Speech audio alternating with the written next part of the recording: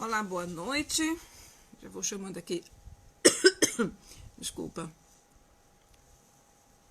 Chamando nossa convidada.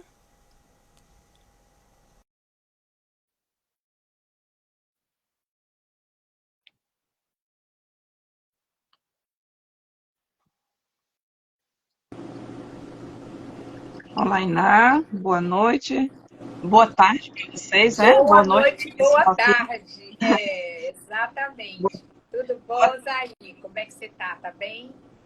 também. Só vou fazer aqui uma intro, já conversamos. Tá bom. Boa noite, pessoal aqui na Europa, Holanda e afins. E boa tarde para vocês no Brasil e outros países que certamente estarão vendo agora ou mais adiante, que vai ficar gravada a nossa live. Tenho certeza que será uma conversa bem interessante e vamos então conhecer hoje quem é a doutora Iná Nascimento, uma pessoa super simpática. Vamos saber também como nos conhecemos e o porquê de estarmos aqui hoje com essa conversa sobre a importância da leitura. Na realidade, é a leitura que nos uniu, né? Então, boa tarde, bem-vinda, Iná, e sinta-se bem-vinda à Obrigada. live nesse cantinho que é todo nosso para falarmos sobre livros, esse fundo maravilhoso aí atrás de você. Então, boa noite. Tem história. Essa biblioteca tem história. É a vida toda. Pronto. É a vida toda para chegar até Pode ela. saudar o seu público, que é nosso público agora também, né?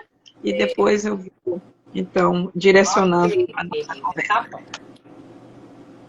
Você quer que eu já comece? Saudar o seu público e aí eu vou direcionando aqui Ok. a Então, nossa olha, conversa. sempre é uma satisfação enorme usar dessas ferramentas digitais, tecnológicas, para falar da paixão da minha vida, que é a leitura.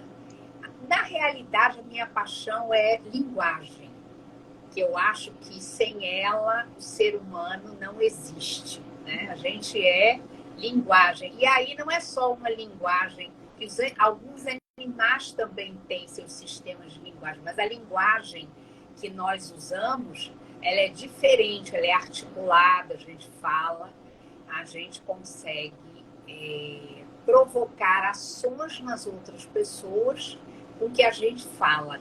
Isso é muito importante. Né? E Iná Então, já vai essa é a jogando minha assim, grande paixão. já vai falando de tudo, né?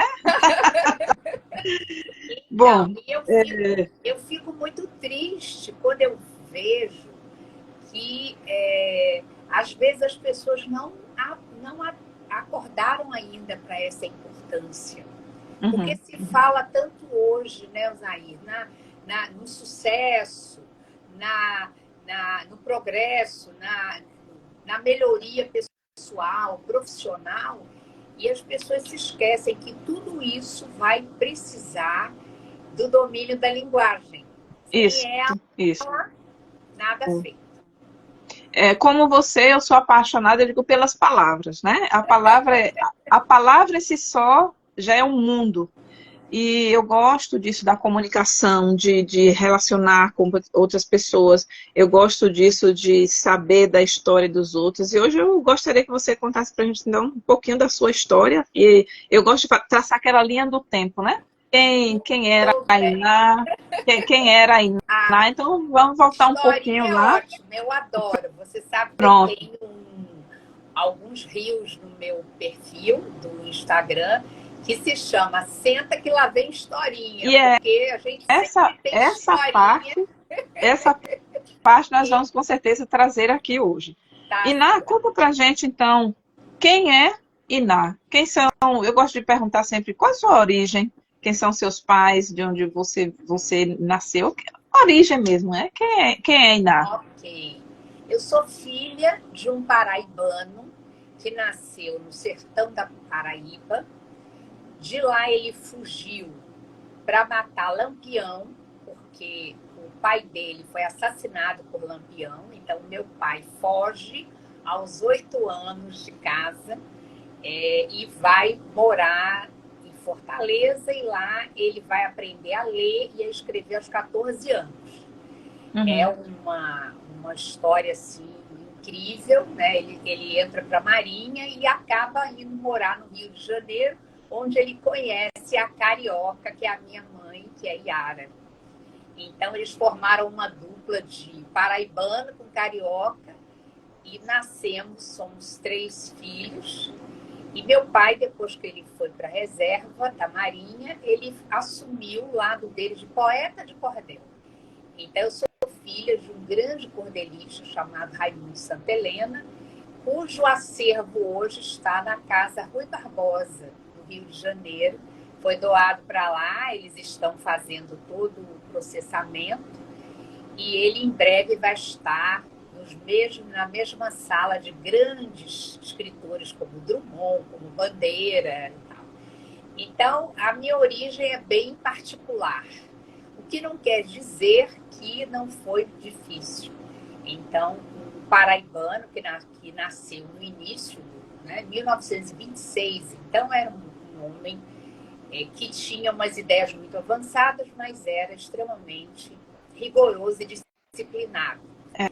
Então, a Iná teve uma infância muito regrada, muito. Nós íamos para a escola de manhã e à tarde, depois do almoço, a gente era obrigado, eu e meu irmão, a jogar 1 hora de ping-pong, porque se dormisse, criava barriga e engordava, não pode, tinha que fazer exercício depois do almoço, e depois a gente ia para um cômodo que ele construiu no quintal da casa e que ele chamava de biblioteca. Então, a minha infância foi nesta biblioteca, que tinha muita coisa, a Barça, tinha algumas coleções importantes, a coleção todinha do Monteiro Lobato. Então, eu entrei para o mundo da leitura pelas mãos, né, do Monteiro Lobato. E aí você vai dizer assim, sim, mas vocês ficavam lá? Sim, era obrigado a ficar lá, de 1 da tarde às 5, fazendo ou não alguma coisa. Então, era obrigado a ficar. Cada um tinha sua mesa e era obrigado a ficar. Então, é óbvio que você está num lugar desse, você vai ler o que está lá, né? Faz o trabalho da escola. Então, eu aprendi cedo a eleger a minha musa. A minha musa foi a Emília, do Monteiro Lobato. Era a minha ídolo. Eu adorava a irreverência da Emília, porque era muito parecida comigo. Ok. Eu sempre fui muito irreverente. Sempre fui muito estudiosa, mas sempre fui muito bagunceira e irreverente. Então, a Eu, Emília era tudo que eu queria, né? eu gosto de perguntar, de fazer traçar essa linha do tempo, porque Iná não chegou de paraquedas aqui, não. Iná chegou com uma finalidade muito importante. E você já falou que vem de uma família que não era tão grande, né? Com pai, mãe e filhos, e eram 2 irmãos ou irmãs, não sei bem direito, mas é uma família pequena, relativamente pequena. E E muito você já mencionou que era uma pobres, família. né? E muito assim, simples, porque o que nós ganhamos foi o acesso ao conhecimento, que era a escolha dos meus pais. Então, a gente tinha comida e estudo. Eram as 2 coisas que nós tínhamos. Muito interessante. E isso, né, que hoje as crianças estão, não vou dizer que é certo nem errado, é a partir do conhecimento e da educação de cada mãe, daquilo que elas têm acesso, né? Hoje o aparelho móvel, ele para com muita facilidade na mão das crianças. E você falou, eram obrigados a jogar ping-pong e de uma... Eu acho isso muito interessante. Na minha infância, eu me lembro que a gente brincava muito na rua, né? Ah, também. Né? E brincava muito na rua, tinha de tudo que era brinquedo, que hoje em dia a gente não ouve tanto falar, apenas além ou apenas de fontes que estão resgatando, né, esse arquivo cultural, vamos dizer assim, e social, que faz um bem enorme para as crianças. E isso me chamou a atenção. Eram obrigados a jogar. Eu hoje, eu tenho um neto, Bernardo, tem 7 anos. E eu conto para ele que a vovó, né, que sou a vovó dele, jogava futebol, jogava bola de gude, soltava pipa no telhado da casa. Então, veja, isso era o desgosto da minha mãe. A minha mãe dizia assim, meu Deus, minha filha nunca vai ser feminina. E foi uma grande bobagem, porque isso não tem nada a ver com o que a gente segue depois na vida. Mas eu tive uma infância maravilhosa, na rua, com bicicleta, com jogo de vôlei, com futebol. Foi uma infância maravilhosa, no subúrbio do Rio de Janeiro, num bairro chamado Bento Ribeiro. O nome Bento Ribeiro é muito conhecido, inclusive, por conta de como é o nome? Documentário, não, esqueci a palavra. Uma série. Ronaldinho Gaúcho, Xuxa, todo mundo namorou o Bento Ribeiro. E teve uma série, me lembrei, uma série há muito tempo, né, que mostrava, então, era Bento Ribeiro, era o palco dessa série. Conta pra gente o seguinte, você já falou que os livros teve uma influência muito grande na sua infância. Eu gosto de perguntar quais foram as outras grandes influências nesse período de sua infância, e porque eles certamente voltam na idade adulta, né, ou juventude. Então, quais foram as suas maiores influências na infância? Principalmente do meu pai, porque ele era alguém que tocava violão, que gostava de música clássica, ele tocava o violão clássico. Uhum. Ele era alguém que amava fotografia e ele amava filmagem. Então, quando ele teve oportunidade, ele comprou uma máquina de passar filme e ele reunia no quintal da casa os vizinhos para passar filmes, né? Principalmente do Carlitos.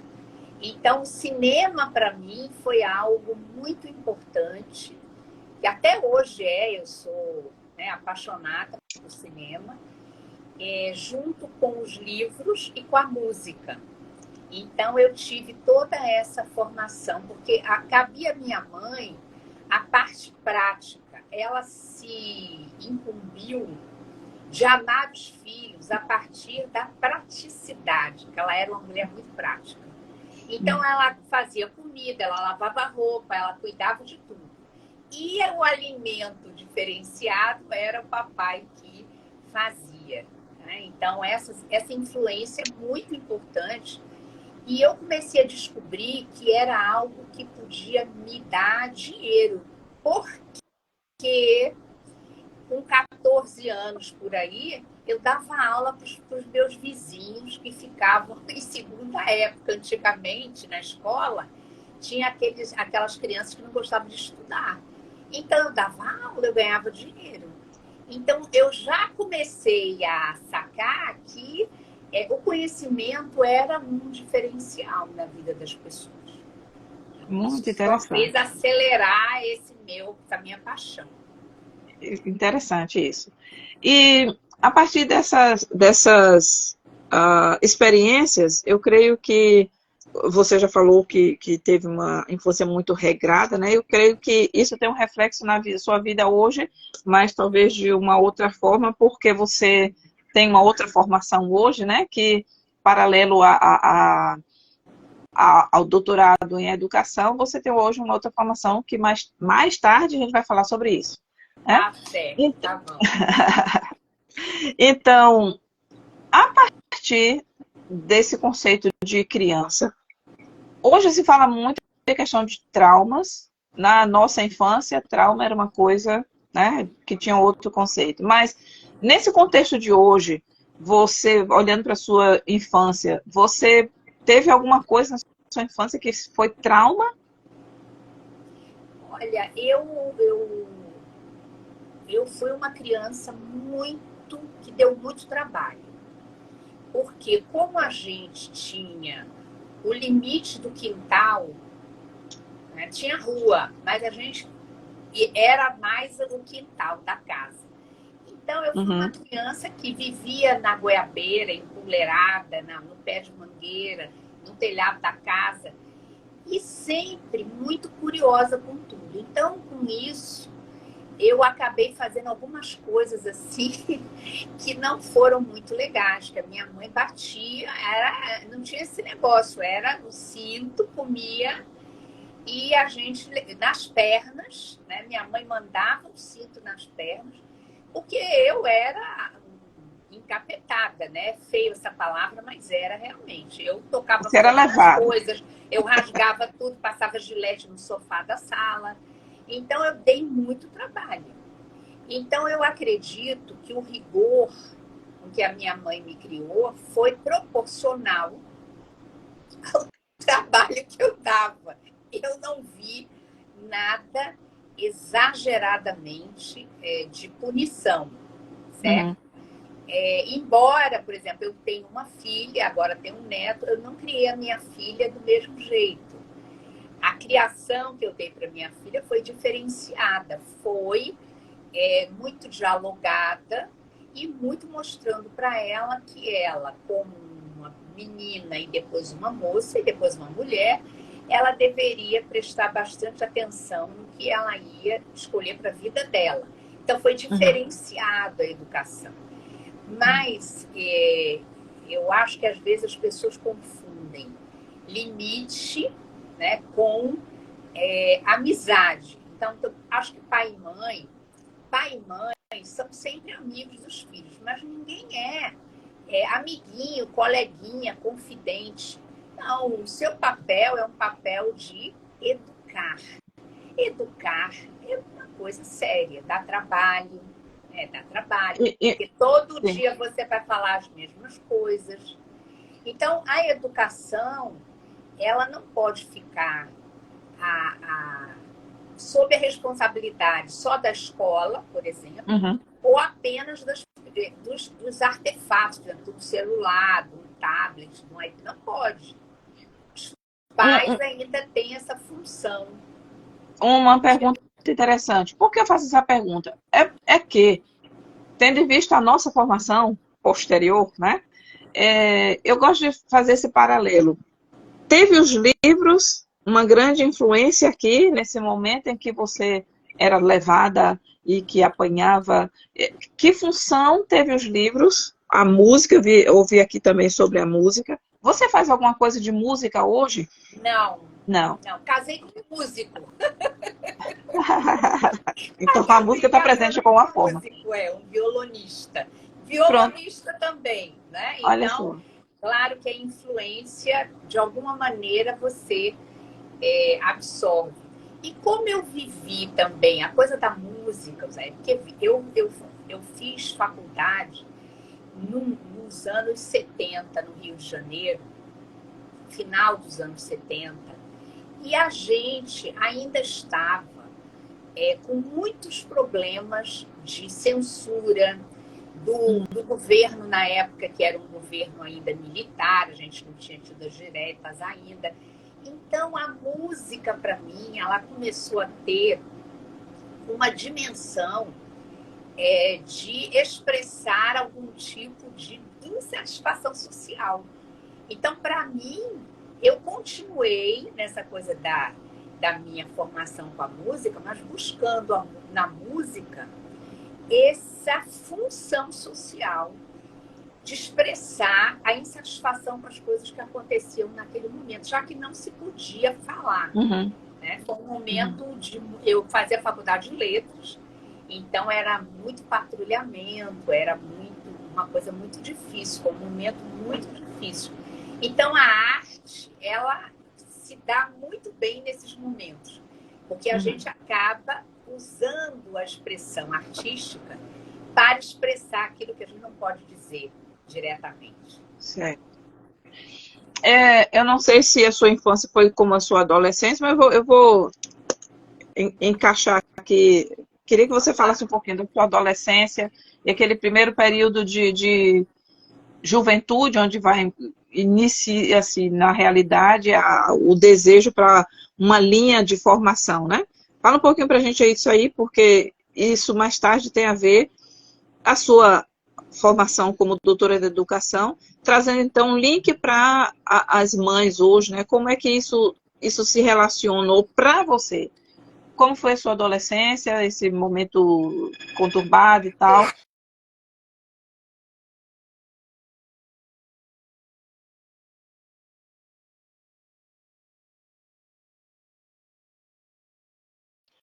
E volta, Nunca tô toca, falando aqui é igual vocês. canta. Você nunca toca. Você deixou, pronto, tocou. Olha, eu ainda eu acredito em uma educação, seja ela na escola ou seja ela familiar, baseada nos valores éticos, da honestidade, da verdade, certo? Então, independente do que eu vivia, por exemplo, embora eu tenha sido uma criança muito assim, que deu muito trabalho, a gente sempre falava a verdade. Recebia o castigo, mas falava a verdade. Então, eu acho que isso ficou muito marcado para mim. Eu acredito que esse valor, ele não acabou hoje. A gente precisa investir nisso. E aí, a leitura, por exemplo, ela vai entrar com muita força para isso aí.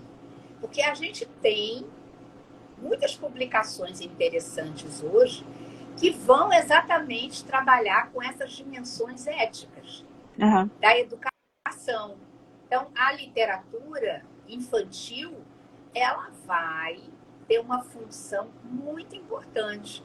Porque as histórias, olha só, interessante, eu trabalhei muito tempo também como assessora de uma editora que tinha livros infantis.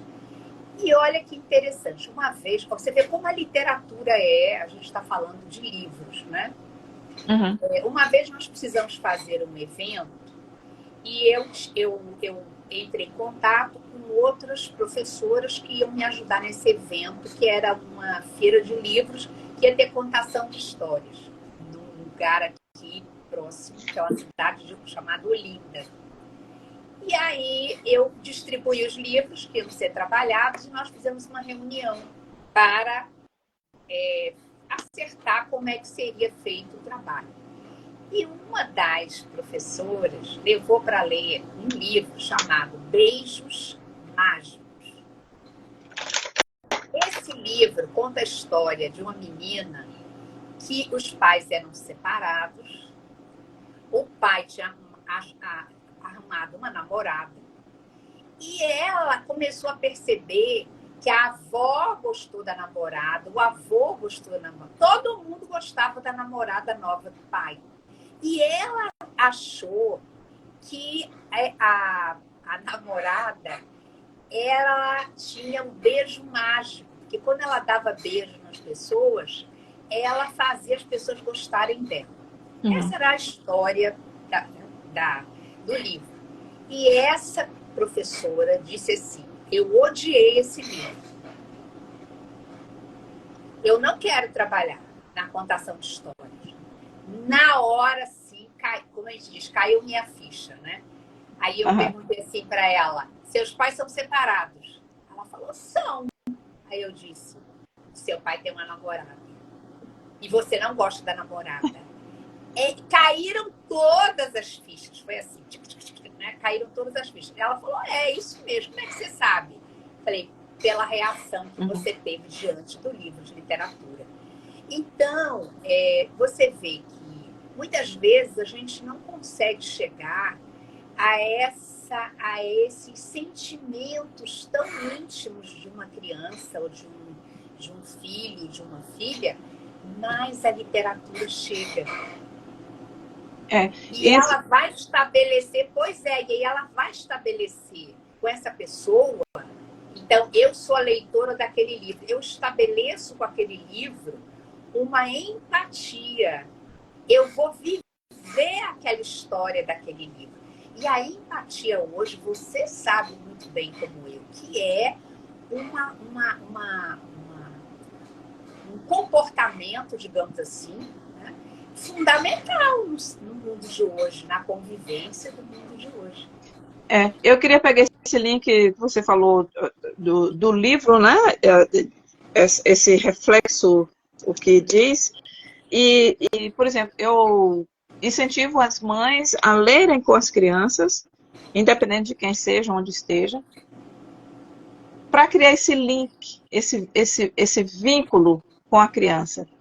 E a procura por pessoas para darem aulas de português, no caso de crianças que moram aqui na Europa, fora do Brasil, é relativamente grande para as mães que realmente querem que as crianças desenvolvam o português como língua materna, língua de herança chamada, né? Eu gosto de dizer legado de amor, porque aí reforça essa necessidade que pode ser suprida também com momentos de leitura, porque são vínculos que a mãe está transferindo para uma outra pessoa, ao invés de desenvolver esse vínculo em casa com seus filhos.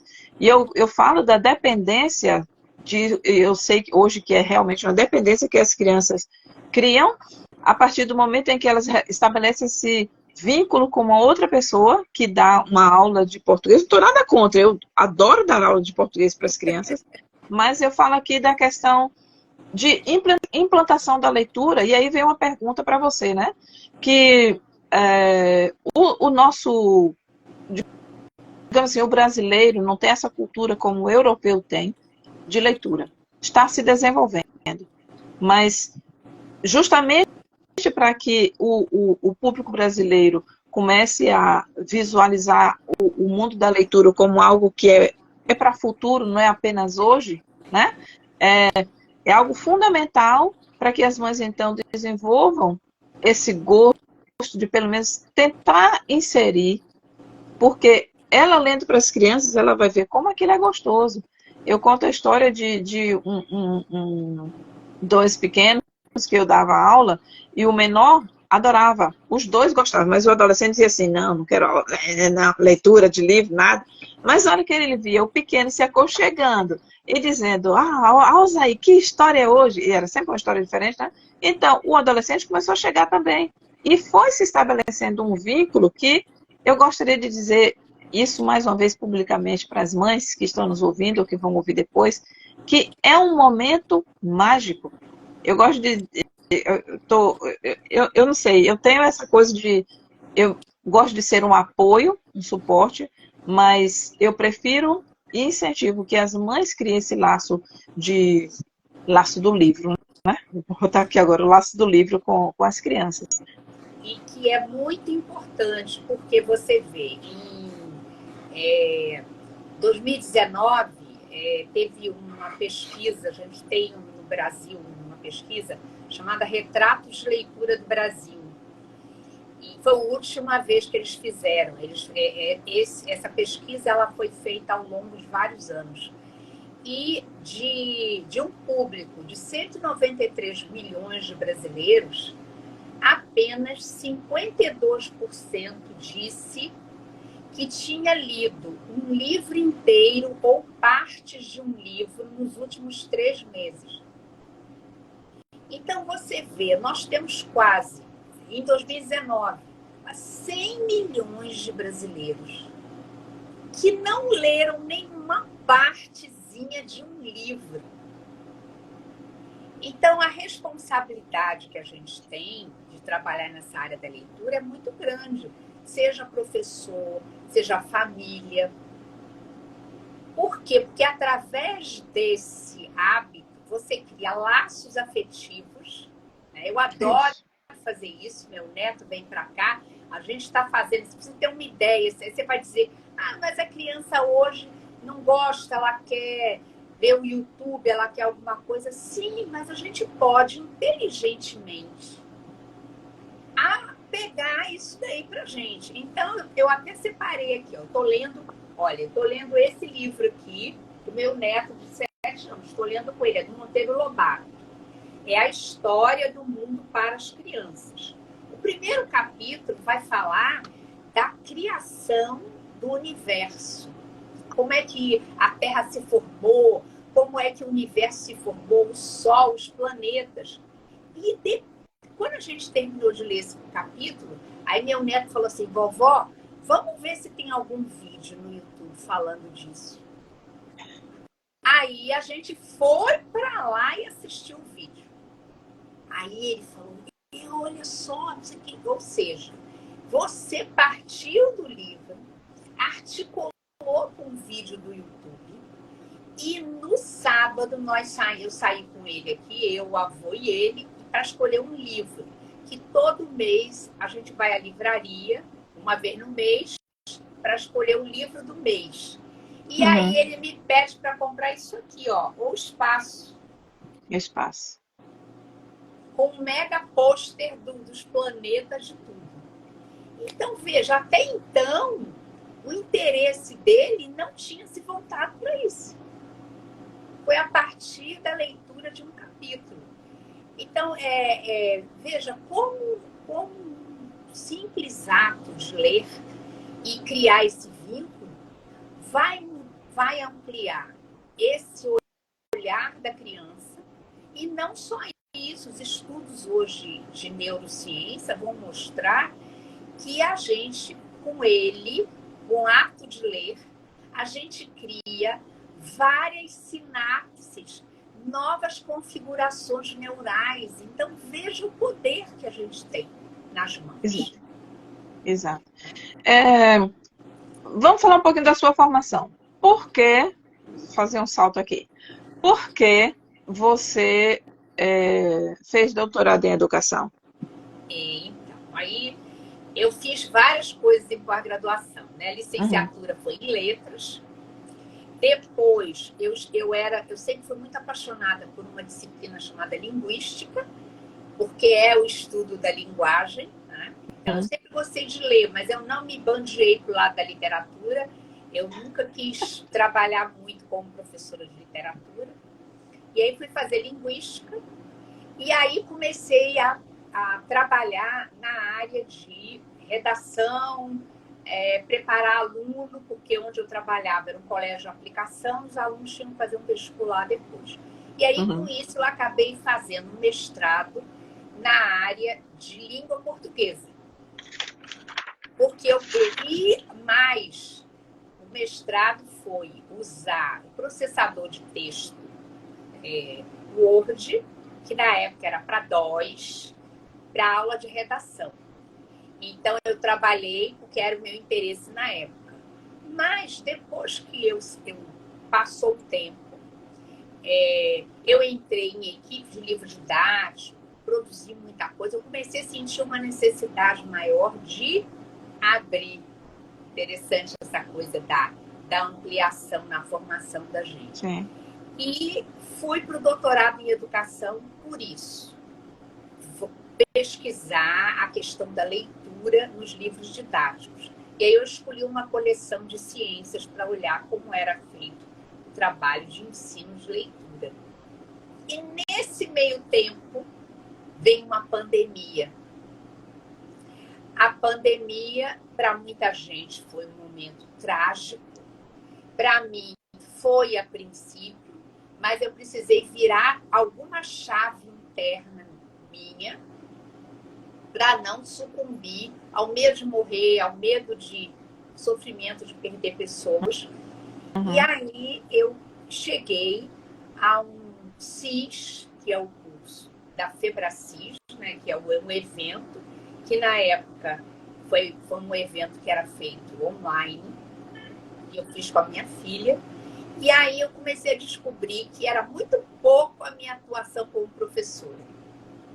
Eu queria mais, né? Servir mais com o meu conhecimento. E aí eu fui fazer formação em coaching integral sistêmico. E quando eu me vi no curso, eu vi que é muito precária a formação, é muito precária a formação das pessoas na área de leitura, mesmo para quem sai como coach. E o coach, ele precisa trabalhar livros, ele precisa passar os livros nos seus atendimentos. E aí começou a surgir esse outro interesse do clube de leitura para trabalhar a questão do autoconhecimento, porque para mim é fundamental esse processo. Se a gente não se conhece, nada feito. Sim. A gente vai virar manada, vai fazer o que todo mundo faz. Isso, isso. Você falou aqui duas coisas, três, aliás, e a partir da pandemia, né? As viradas de chave, os momentos específicos para tomar decisões para uma nova INAH, ou para a INAH, o que muitos disseram se reinventar, mas na realidade eu acho que foi se conhecer, né? E esse conhecimento vem então a partir de algo que eu também fiz, que foi o método CIS, justo nesse período da pandemia, e a partir daí veio então um afunilamento, que foi uma sobrevivência ao medo, e que isso despertou você então para esse mundo mais específico de trabalhar a leitura. Como você vê hoje a leitura associada a a leitura de livro, eu digo livro físico, né? Que tem aí o mundo em suas costas. O meu eu leio em PDF também, eu tenho uma técnica que eu ensino, inclusive, que é com aquelas marcações, com os coloridos, mas eu gosto do livro físico, né? Pronto. Eu gosto dele.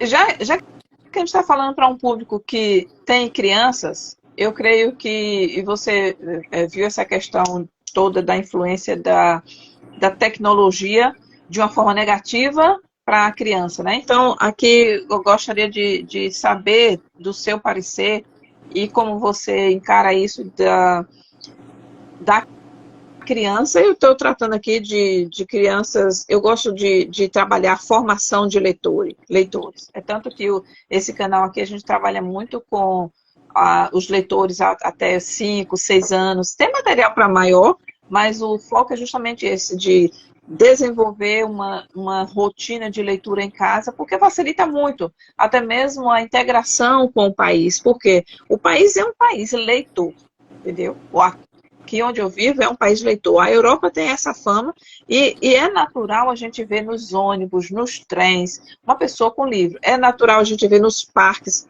pessoas com livros. Mesmo que eles não abram, mas está lá o livro. Está lá o livro. É um hábito que é inserido desde pequeno de ter um livro físico, porque o contato, olhos, cérebros, eles têm um movimento fantástico e o que se absorve daquela leitura é para a vida, né? Então, a minha pergunta aqui, Iná, nesse sentido de como você, atuando como doutora na área de educação, como você vê isso do aparelho móvel, de um livro físico, e que associação você faria ou traria, ou diria sugestão, digamos assim, para que as mães consigam trabalhar de uma forma leve, sem o peso de fazer o que todo mundo faz, porque quem faz diferente é que está se sobressaindo, né? Então, traça aí da sua forma um paralelo entre isso, entre esse mundo de tecnologia e livro físico. A gente precisa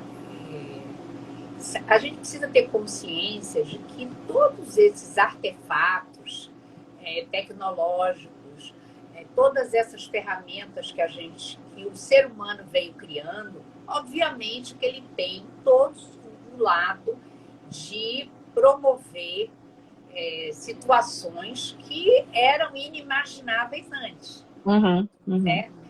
A gente vê hoje, por exemplo, a possibilidade da gente estar em grupos, da gente estar aqui conversando, de nós termos desconhecido, da gente partilhar. Então, isso é muito importante. A gente não pode descartar isso aí. Até porque não vai adiantar nada. Você vai dizer assim, eu não concordo, você vai ficar sem concordar e o mundo vai seguir. O mundo gira. O mundo vai girando. O que eu acho e aí eu tenho lido muita coisa sobre isso, é que há muitas pesquisas na área de neurociência pondo em dúvida que tipo de leitura a gente faz quando está com um celular e o tipo de leitura que a gente faz quando está com um livro físico.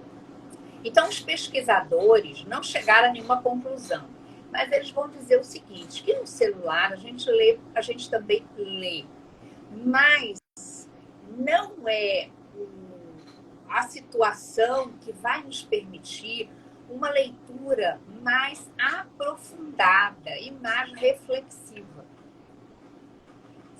é uma leitura dos dedos seu que vai passando, né? A gente vai subindo aquilo ali.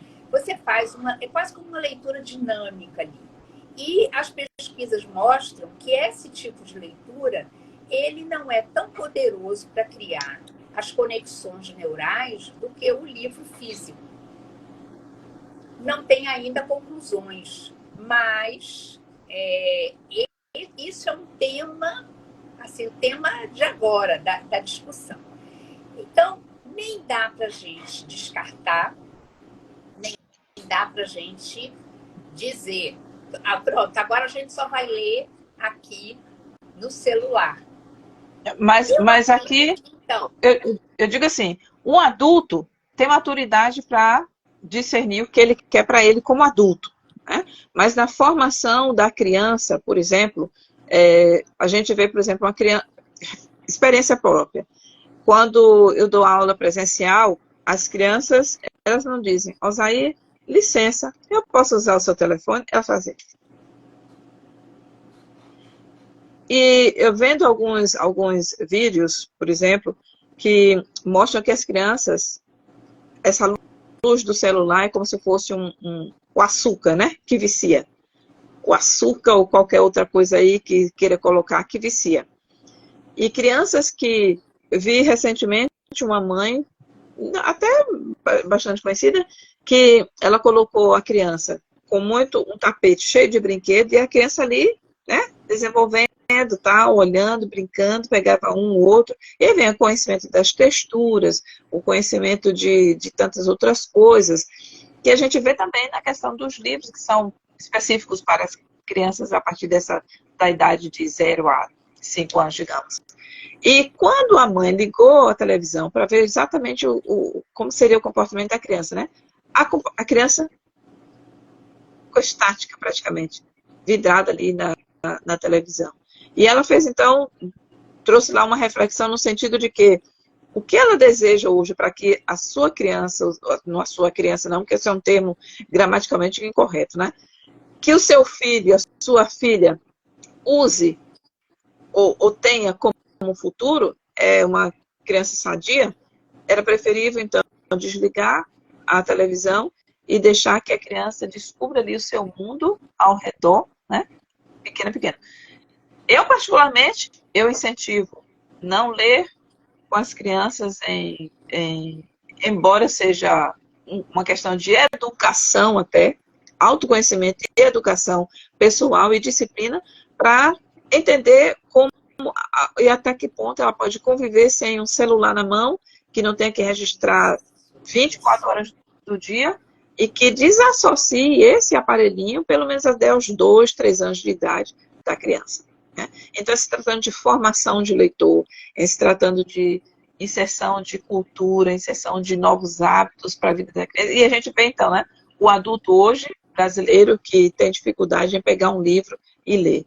Eu vejo isso diariamente, né? Então, esse foco o livro como um veículo até mesmo de desenvolvimento, né, coloquemos assim. Claro, eu sou apaixonada, até um certo limite, por tecnologia. Eu também. Não tenho nada contra.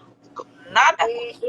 Eu acredito que a gente precisa ter um equilíbrio, tá certo?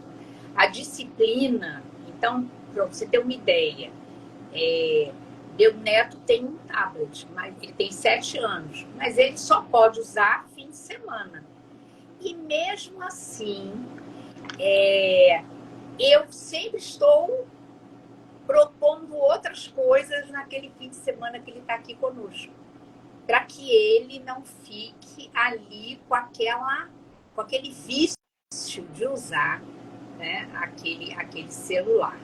Você falou da televisão, veja, aquela pesquisa que eu falei anteriormente, do retrato de leitura, veja, as pessoas dizem assim, eu não leio porque eu não tenho tempo. Você já deve ter ouvido isso várias vezes.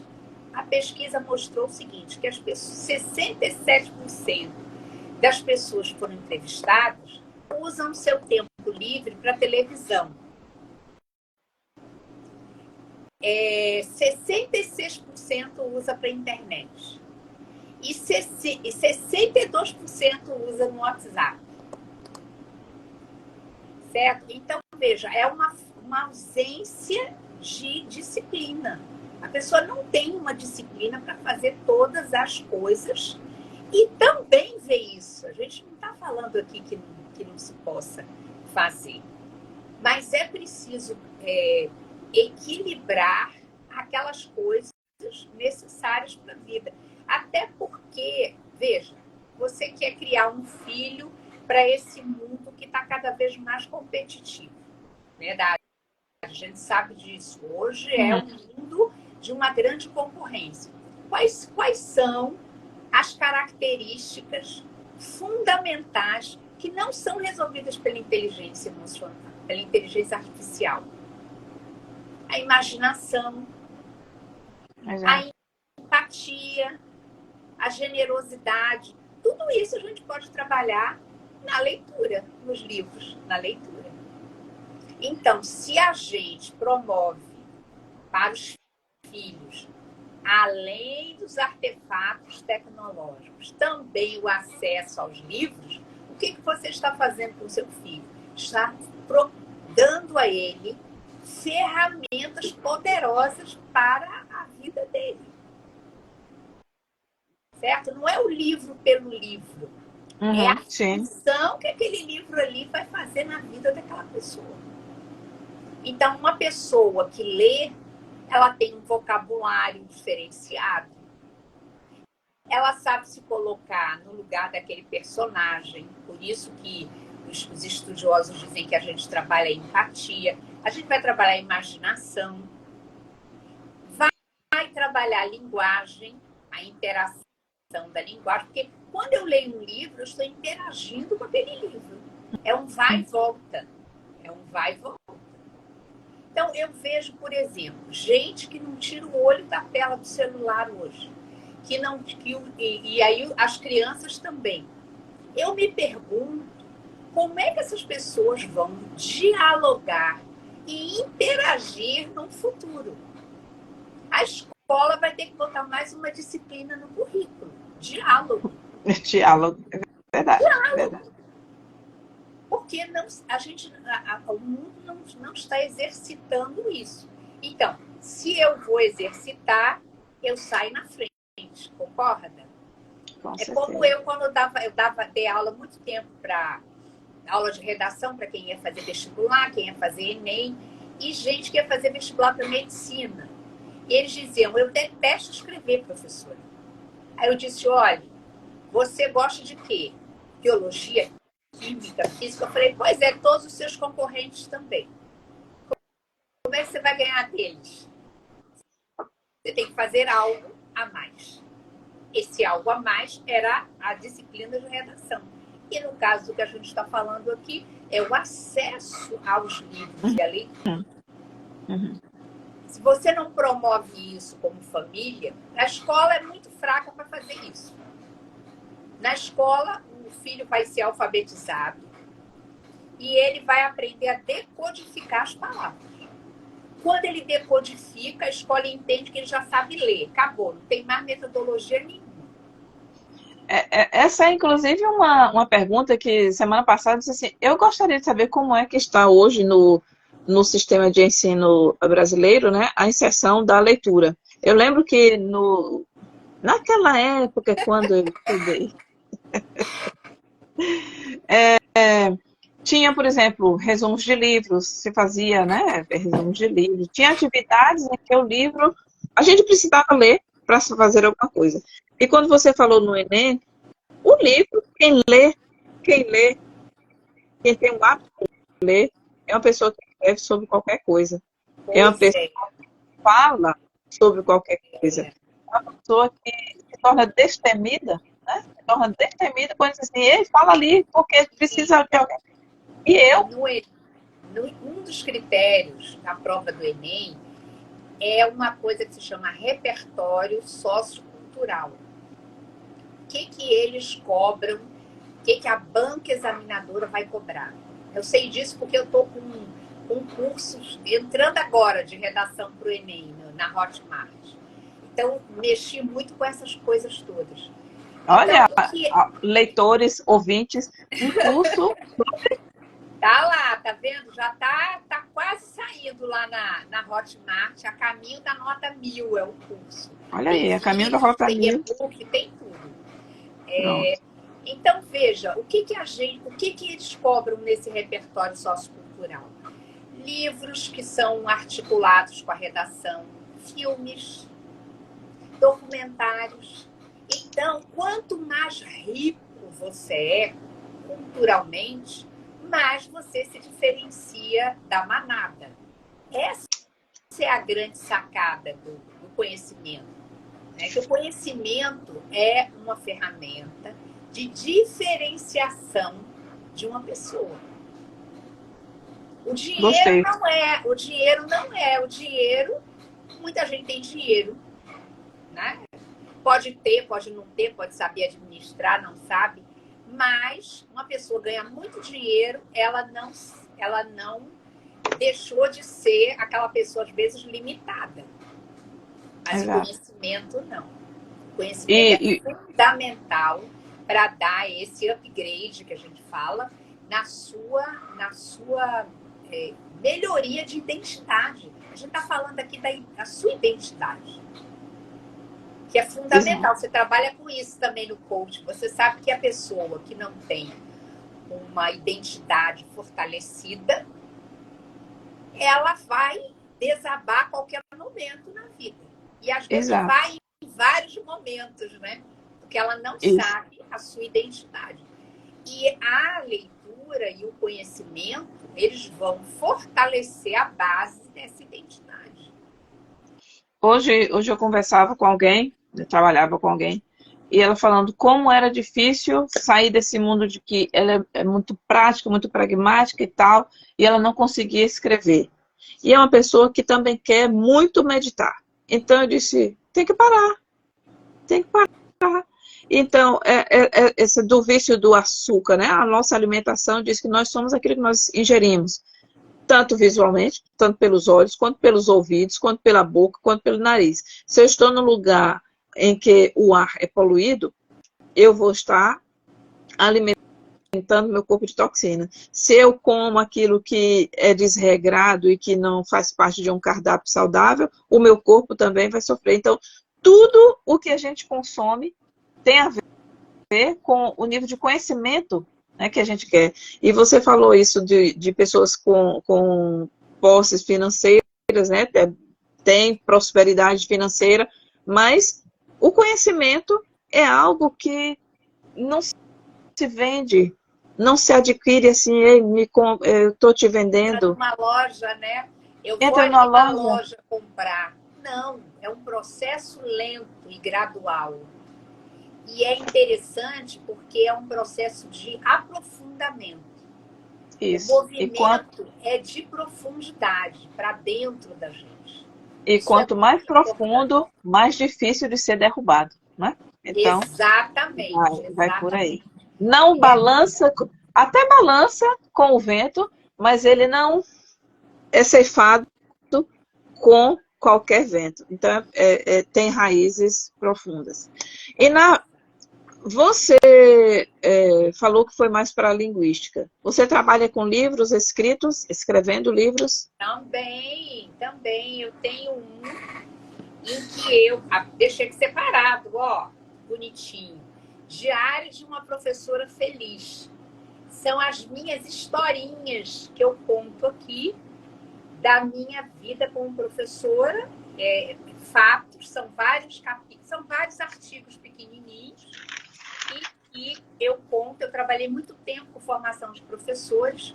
E isso aqui ele está como e-book na Amazon. Ele aqui está impresso, mas que eu pedi para imprimir.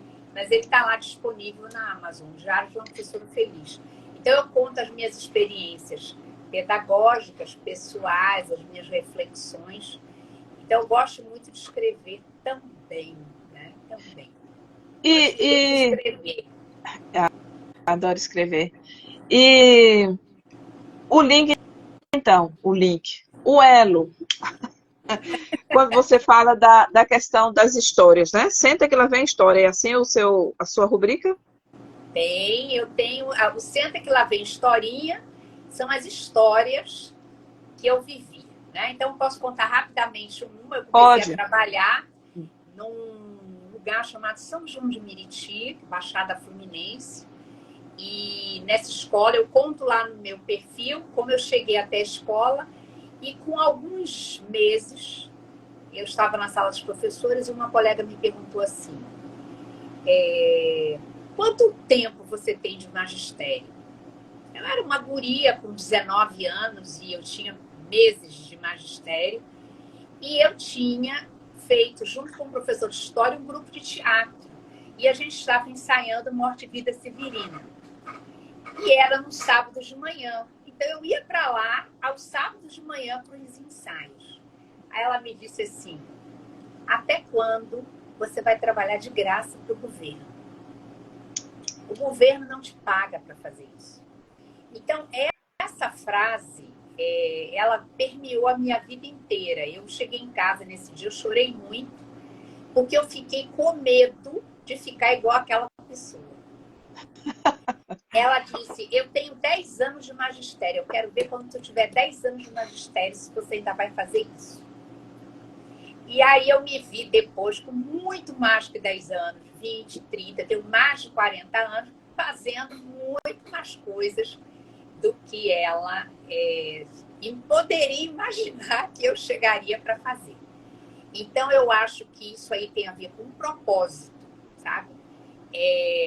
O autoconhecimento, ele exige que você saiba para que você veio ao mundo.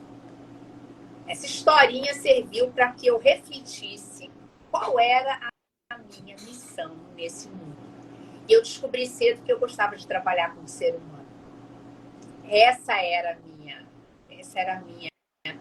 Meu propósito, não se falava essa palavra, né? Se falava vocação, sei lá, missão.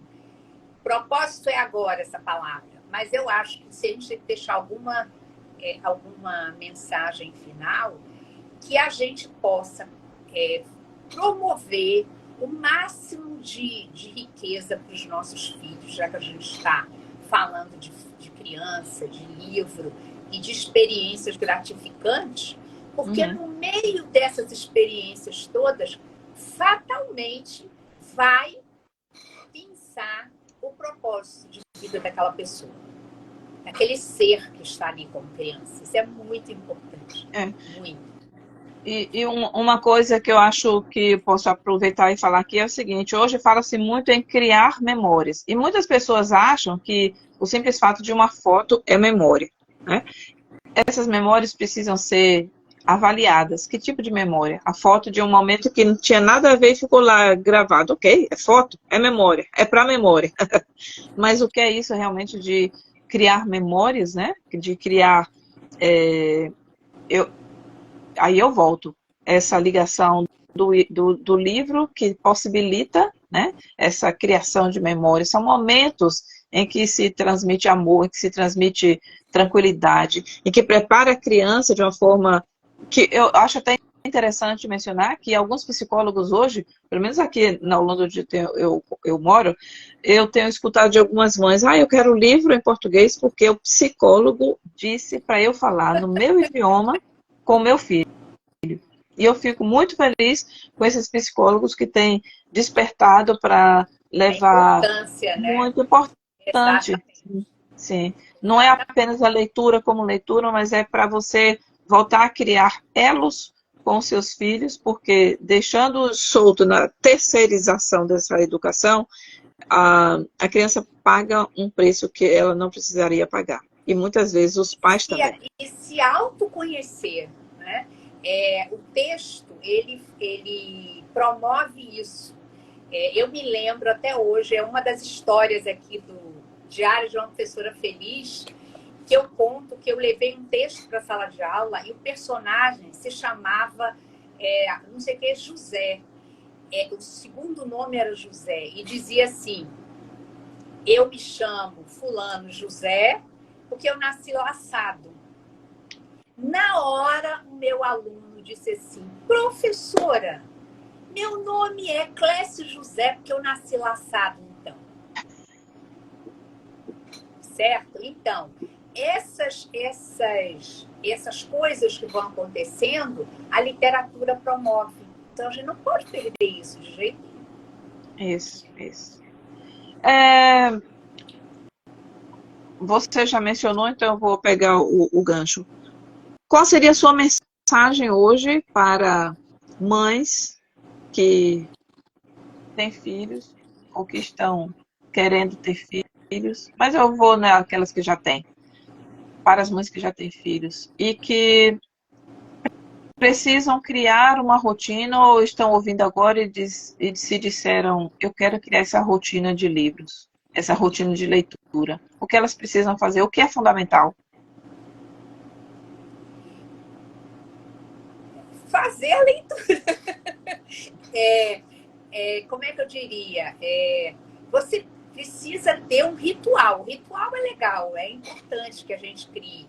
Então, ou é antes de dormir, ou sei lá, depois do almoço, chegou da escola, ou terminou, se as crianças muito pequenininhas, você pode ter um momento para aquilo dali. Então, não tem um momento do almoço, do café, da escola, de várias coisas, também pode ter. Eu me lembro, meu neto pequenininho, bebê, tinha um livrinho na banheira. Tinha um livrinho de plástico que a gente mostrava lá, ó, o patinho, o pintinho, ele adorava aquilo dali. Então, eu acho pronto, que já no banho, né? no Deu o banho, livro à na criança. hora do banho, era um livrinho de plástico. E mesmo, veja, mas a criança não sabe, não foi alfabetizada ainda. Não se pode pensar isso. O ler não é só para quem está alfabetizado. O ato de abrir um livro, de fazer assim e tal, deixa a criança, ela está vendo a imagem, ela está folheando, ela está usando o tato, ela está usando a visão. Então, a leitura é um todo. A gente aciona, inclusive a leitura aciona diversas áreas cerebrais. Diversas. A área da visão, a área da cognição, a área da linguagem. Então, deixa experimentar isso tudo. Agora, criar um horáriozinho é legal, né? Eu acho que vale a pena se fazer isso daí. Mais uma pergunta. De toda a sua trajetória como profissional, qual foi o ponto ou qual foi o momento que você disse assim, esse momento eu levo para a vida? Esse momento eu levo para a vida. Foi esse aprendizado? Quando, mesmo diante, eu fiz 7 seleções para poder ser aprovada no doutorado. Fui reprovada 6 vezes. Eu já achava que eu tinha emburrecido, tá? E olha que eu sou uma pessoa muito estudiosa, mas eu já comecei a achar que essa altura não era para fazer. E aí, na 7ª vez, eu entrei, fiz os créditos. Então, o momento da defesa da minha tese é o momento de vitória. Foi o momento em que eu disse para mim mesma, vim e venci, aquela frase dos romanos, né? Vim e venci. Para ninguém, aquilo dali pode não ter importância para ninguém, mas aquilo ali foi, eu sou capaz de me superar. Eu acho que essa consciência é tudo na vida. Às vezes a gente precisa ter algum profissional para ajudar, como às vezes a gente faz com quem atende de coach, né? Para a pessoa poder chegar a isso daí. Mas essa sensação é maravilhosa. De você se superar. Não é para ninguém. Não é para ninguém. É para a gente mesmo. Você se olhar no espelho e dizer assim, tá vendo como valeu?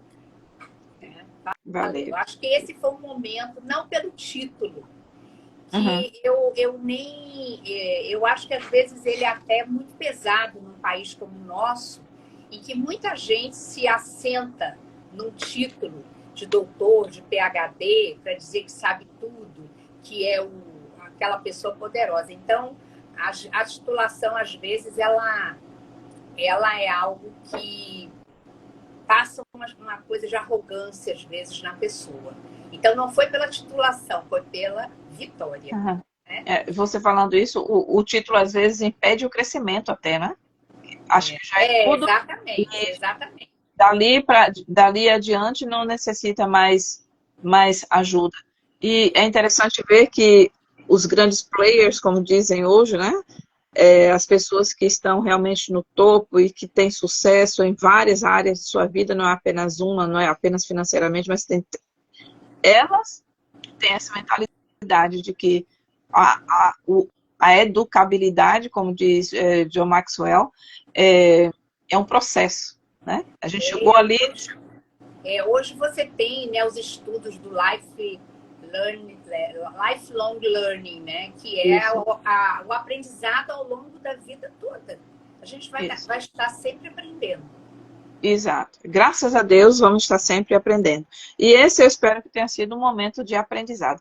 Você conhece aquele ping-pong que a gente diz uma palavra e você diz uma palavra que é a primeira que vem à mente? Vamos lá, estou pronta. Então vamos lá. Um filme, Ina. Ai, difícil, peraí. Geralmente é o primeiro que vem à mente. O filme é Amor nos Tempos do Cólera, que é a adaptação de um livro do Gabriel Garcia Marques. Ok. Uma cor. Amarelo. E você usa muito amarelo? Adoro amarelo e branco. São duas cores que eu amo. Ok. Um lugar.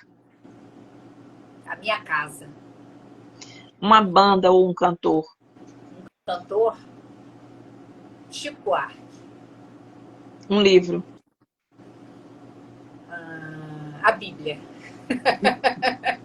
Um ídolo. Um bom livro, né? Um ídolo é uma banda que são os Beatles. Eternos para mim. Ok. São meus ídolos. Uhum. Uma inspiração. Uma frase, uma palavra, uma inspiração. Uma frase do meu pai. O livro faz o homem livre. O livro faz o homem livre. Uma comida. Massa sempre. Uma lasanha, um nhoque, sempre que pode. Não pode sempre, né? Deu vontade de comer lasanha. Um desafio. O quê? Desafio. Desafio. Cada dia ser melhor, ser uma pessoa melhor do que eu fui ontem. Um animal. Um gato. Você tem animais em casa? Ah, sim, meu gato maravilhoso. Uma palavra que a defina. Alegria. Um sonho. Visitar a Terra Santa. Uma frase. É diferente da inspiração, né? Uma frase, uma inspiração. Aqui eu estou usando agora no meu clube de leitura. Sim. O autoconhecimento liberta. O autoconhecimento. E é libertador mesmo. E um propósito de vida? Crescer e servir. Lindo propósito. E quanto mais a gente serve, mais a gente cresce. E quanto mais a gente cresce, a vontade de servir também aumenta. E a gente, mesmo quando a gente não tem consciência, a gente sempre está sendo modelado. Alguém sempre se modela por nós. Uhum. Então, eu acho que é uma responsabilidade muito grande em cada vez tentar ser uma pessoa melhor. Isso. Porque tem sempre alguém que olha e diz assim, puxa, aquela pessoa é legal, olha como ela, percebe? Então, você até não sabe, mas é um compromisso de todo dia ser uma pessoa melhor. Que bom. Eu quero agradecer sua disponibilidade. Não foi à toa que nós nos conhecemos. Essa conversa foi além do Atlântico, não é? Exato, muito exato. Além. E essa é uma das possibilidades, né? Se não fosse esse link do livro, talvez nós não estivéssemos aqui, né? Pois e foi exatamente exatamente isso que nos ligou. Então, para chegar aqui a esse momento. Então, eu quero agradecer a sua disponibilidade de ter deixado esse tempo hoje à tarde para conversar com a gente. E quero perguntar a você, você tem uma mensagem específica ou especial, uma mensagem que você queira deixar? Eu acho que já foi do autoconhecimento liberta, eu acho que é muito importante. Segunda-feira que vem, dia 19, eu estou fazendo uma masterclass para falar de leitura, então tá lá no meu perfil. Então, eu acho que as pessoas podem seguir, que sempre tem alguma coisa relacionada à leitura. Eu vou apresentar um novo módulo do Clube de Leituração. É uma metodologia que eu criei porque para juntar leitura e ação. Então, o livro ele é capaz de mover a vida da gente e as pessoas estão no entorno. E, no final, assim, agradecer a sua generosidade de me convidar, essa relação empática que acabou se construindo entre nós, né, com essa distância tão grande de quilômetros, mas como o mundo é redondinho, nunca se sabe o dia de amanhã. Então, uma coisa que eu gosto de dizer é que distância distância é relativa, né? Porque às vezes a gente comunica ou se relaciona com a pessoa que está mais distante, de forma mais presente, do que menos presente com a pessoa que... Entendeu, né? Verdade, é verdade. E quando a gente se propõe a ajudar pessoas, como é o seu papel, como é o meu papel, eu acho que distância hoje é uma palavra que já está, pelo menos do meu vocabulário, ela anda adormecida. Então, eu gosto, esse momento aqui foi único para mim, e querendo voltar, é só marcar. Vamos sempre à disposição. E também quando quiser divulgar, falar suas coisas, pode ficar sempre à vontade também. Certo. Eu não vou prolongar, porque tem um determinado tempo aqui para a gente ficar online e poder conversar com liberdade, como fizemos agora. Mais uma vez, obrigada, Iná. Obrigada às pessoas que estiveram aqui conosco. E vocês aí, dando tchauzinho, para não interromper tanto, não quebrar tanto. Mas quero agradecer a presença de vocês. E vai ficar gravada, e vocês podem, então, retornar e rebuscar, e revisitar e ver alguma coisa que lhes chamou. Muito obrigada. Tudo indica que na próxima terça-feira nós estaremos aqui com um outro convidado e estamos tentando deixar, então, esta segunda ou terça para esse momento aqui de bate-papo. Se você tem um livro, tem duas aí que eu sei que passaram por aqui, que tem 2 livros que acabaram de ser lançados já desde o final do ano para cá, ou do início do ano para cá, querendo conversar sobre o seu livro. O canal é para isso. É para certo. Obrigada, querida. Um beijo carinhoso para você, muitas bênçãos de Deus, muita saúde. Recebo. E paz e fé. Eu aprendi 3 grandes palavras esse ano. Aprendi não, mas eu pus em prática. Uma foi paciência, resiliência e fé. Porque eu caí, eu fraturei o meu húmero, braço direito, esfacelou, tive que pôr placa, enfim, tem 4 meses que eu operei. Então, foi isso que me sustentou. Foram exatamente essas 3 palavras. Então, a gente sempre é capaz de resolver e se superar, mesmo diante dos limites, às vezes, que a vida coloca para a gente aprender alguma coisa. Não é? Foi interessante, Iná, que você falou isso agora do acidente, da queda, porque em momento algum você falou assim, da alegria, né? Você falou uma palavra, alegria. E desde o início eu não vi nenhum momento em que você mencionasse a dor desse momento como algo que permeou, né? E geralmente as pessoas gostam de falar mais da dor. E fica aqui um alerta, olha só como a gente pode passar uma mensagem de coisas que nos aconteceram, mas passar de uma forma positiva que levanta outros e que ajuda. E essas 3 palavras não são à toa, né? Paciência, resiliência e fé.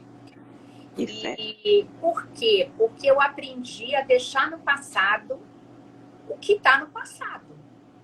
Então, as coisas que não foram boas, que foram aprendizado, eu aprendi, e o que não é, faxina. Então, isso já foi faxinado devidamente para não atrapalhar esse meu caminho. Meu caminho é de luz, não é de Seu dor, caminho é nem de de sofrimento. luz, seu caminho é brilhante, e eu vou estar acompanhando, desejosa de Eu que também, essa luz... estou lhe perseguindo, tá bom, querida? Estamos na cola. Estamos na cola. Um beijo, E fica com Deus, então, um tá? beijo para vocês que ficam aí também, né? Muito obrigado por ter estado aqui. Nos vemos certamente, Tainá, nos bastidores. Em breve, tá bom? Obrigada Beijo, mais uma querida. vez. Tchau.